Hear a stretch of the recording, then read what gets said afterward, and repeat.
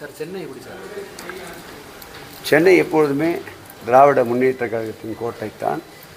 வாக்கு சதவீதம் பார்த்தால் கூட 2021ஆம் ஆண்டு 2024ஆம் ஆண்டு 2 தேர்தலிலும் 100க்கு 100 மதிப்பெண்கள் திராவிட முன்னேற்ற கழகத்திற்கு கிடைத்தது.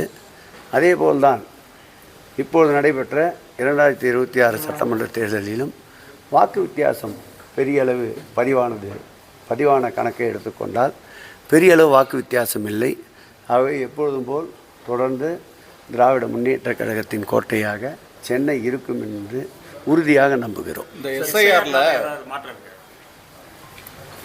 எஸ்ஐஆர்னால நிறைய வாக்குகள் வந்து இப்போ நம்ம வாக்குப்பதிவு சதவீதத்தை எடுத்துக்கொண்டால் கடந்த 2021ஆம் ஆண்டு நடைபெற்ற தேர்தலில் நடந்த வாக்குப்பதிவு தான் சற்றேறக்குறைய இந்த தேர்தலிலும் சென்னையை பொறுத்தளவில் நடந்திருக்கின்றது.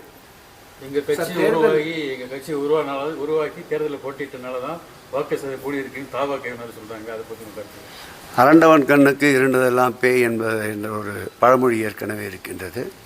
அது வேண்டுமானால் அவருடைய இந்த சொல்லுக்கு உதாரணமாக எடுத்துக்கொள்ளும். சார், தேர்தல் முடிஞ்சதுக்கப்புறம் அதிகமாக திமுக தலைவர்கள் தான் வெளியே பார்க்க முடியுது. அதிமுக தலைவர்களோ மற்ற யாரையுமே பார்க்க முடியல. இது என்ன காரணம்? உற்சாகமாக திராவிட முன்னேற்ற கழகம் இருக்கிறது என்பதற்கு அது ஒரு அடையாளம். கடுமையாக உழைப்பு மாண்புமிகு தமிழக முதல்வர் அவர்கள் நாடாளுமன்ற தேர்தலுக்கு முன்பாகவே 2021ஆம் ஆண்டு சட்டமன்ற தேர்தலுக்கு பிறகு அவருடைய மதிநுட்பத்தால் அவருடைய தேர்தல் வியூகத்தால் ஆற்றிய களப்பணி அனைவரையும் இயக்க வைத்த எங்கள் இயக்கத்தின் இயக்கம் 24 நாடாளுமன்ற தேர்தலில் எதிரொலித்தது. அதேபோல் 2022ஆம் ஆண்டு நடைபெற்ற மாநகராட்சி உள்ளாட்சி மன்ற தேர்தலிலும் அதேபோல் அவர் திறம்பட என்னென்ன பணிகளை மேற்கொள்ள வேண்டும் என்று தேர்தல் களத்திற்கு அவர் பயிற்றுவித்தாரோ அந்த பயிற்சி உதவியாக இருந்தது. அதேபோல் இந்த தேர்தலை பொறுத்தளவில் நாடாளுமன்ற தேர்தல் முடிந்ததிலிருந்து பல்வேறு கோணங்களில் ஓரணியில் தமிழ்நாடு, வெல்வோம் தமிழ் பெண்கள், இப்படி பல்வேறு திசை காட்டிகளை உருவாக்கி தொடர்ந்து இயக்கமும் மக்களும் ஒன்றாக பின்னி பிணைந்திருக்கின்ற ஒரு நல்ல சூழலை உருவாக்கினார்.